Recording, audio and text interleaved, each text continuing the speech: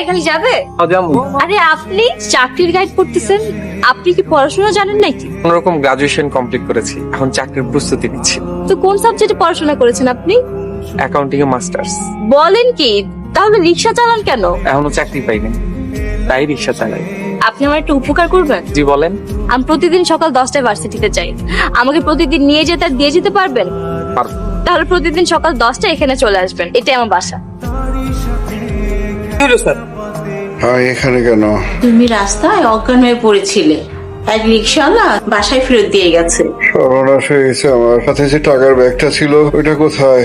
তোমার সেই টাকাওয়ালা ব্যাগ রিক্সাওয়ালা ফেরত দিয়ে গেছে। এতগুলো টাকা পাওয়ার পরও টাকাগুলো ফেরত দিয়ে গেছে। আজকে এদিকে না, ওইদিকে চলো। ভার্সিটি যাইবেন না? না, কিন্তু কোন দিক যাইবেন? যেদিকে দুই চোখ যায় ওইদিকে। আপনি রিক্সা চালান।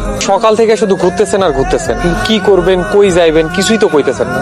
আজকে আমার ভার্সিটির রেজাল্ট দিয়েছে, 3rd সেমিস্টারে আমি ফার্স্ট হয়েছি। এটা তো খুবই খুশির সংবাদ। কিন্তু আমার ভাই আর ভাবি চায় না আমি আর লেখাপড়া করি। তারা চায় আদবুর এক লোকের সাথে আমাকে বিয়ে দিয়ে তাদের বাসা থেকে বিদায় করুন। আপনি এক কাজ করেন, যার লগে আপনার বিয়া তার আপনি কোন বিয়ের পরে আপনি পড়াশোনা করতে চান। ছিলাম, কাজ হয়নি। ওই লোকটা একটা মাতাল নেশাখোর, তার সাথে সারা জীবন পার করা ইম্পসিবল। আচ্ছা, আপনার বাসায় গেলে আমাকে থাকতে দিবেন না? আমার ভাঙাচোরা মেসে আপনি 1 ঘন্টাও থাকতে পারবেন। থাকতে দিবেন কিনা সেটা বলেন।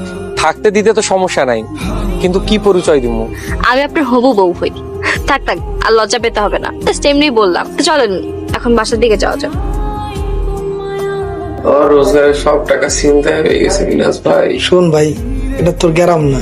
এই শহরে 50-100 টাকার লাগা মানুষে খুন করতেও দ্বিধা করে না।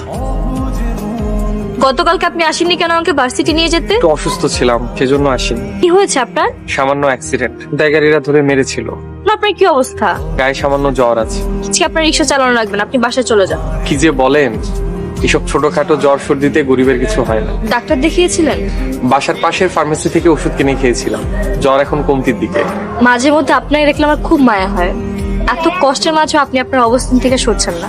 দেয়ালে পিঠ থেকে গেলে মানুষের আর কোনো উপায় থাকে না। আমিও দেখতে চাই এর শেষ কোথায়।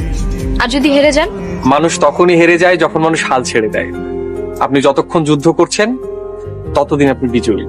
আমার চোখে তো আপনি সবসময় একজন বিজয়ী। ওঠেন।